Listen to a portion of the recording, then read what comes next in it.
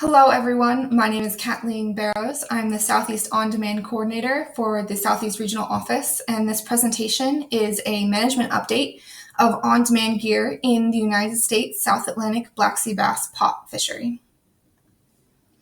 If you saw my presentation from last year, this slide will be relatively familiar to you. I won't spend a ton of time on the slide. However, what I would like to highlight is that the progress of on-demand gear in the Southeast region has been a multi-year conversation, including a variety of different partners. One of those partners being the South Atlantic Fishery Management Council. Currently, the Council has a handful of amendments in progress to help move on-demand gear forward in the Southeast. One of those amendments being Regulatory Amendment 36, of where the process to develop that amendment ensured that on-demand gear is an allowable gear type outside of the Black Sea Bass nearshore closure and in South Atlantic waters in general. And we also have Amendment 56, which includes an action point that allows for the use of on-demand gear inside the Black Sea Bass nearshore closure. However, you will note that I have indicated that Amendment 56 is currently paused by the Council, and that is due to the total biomass of the Black Sea Bass stock has been observed to be decreasing since 2010. And so this is something that the Council needs to address fairly quickly and has initiated action on Regulatory Amendment 37.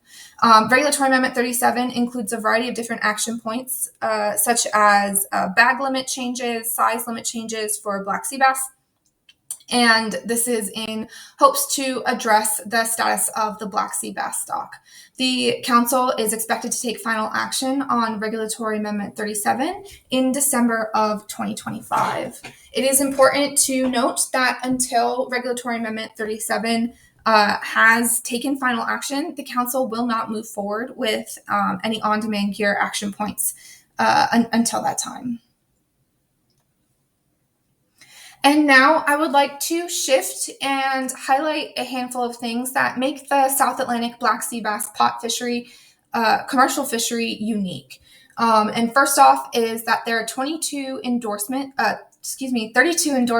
in the fishery where fishermen are allowed to use up to 35 pots per endorsement. However, not all endorsements are actively being used. And secondly, multiple fishermen can own a multiple endorsements. So 32 endorsements does not equate to 32 active fishermen in the fishery. That number is likely less than. And to shift your attention to the right-hand side of the screen here, the figure that I've included represents the South Atlantic Fishery Management Council's Black Sea Bass pot closure, which spans all the way from Cape Hatteras, North Carolina, down to Cape Canaveral, Florida. So this is a large swath of area for 32 endorsements. This means that there's relatively low gear density within the Black Sea Bass commercial fishery and good communication within the fishery and no conflict with mobile gear. On the regulatory side of things, the Council does not require surface gear marking, and fishermen usually operate on 90-minute soak times and no overnight soaking is allowed.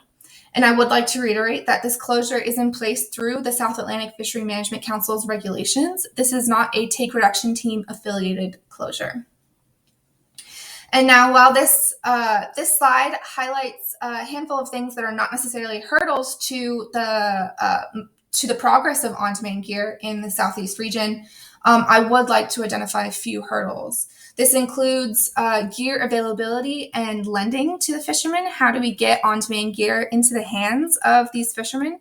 And also through the Council process, uncertainty related to the Council actions that I've highlighted in previous slides, uncertainty related to the Black Sea Bass stock assessment and addressing of the stock status, and also uncertainty related to the next EFP approval. We do have an EFP in the works. It is slated to be discussed at the December Council meeting, and I've included this QR code on the slide here.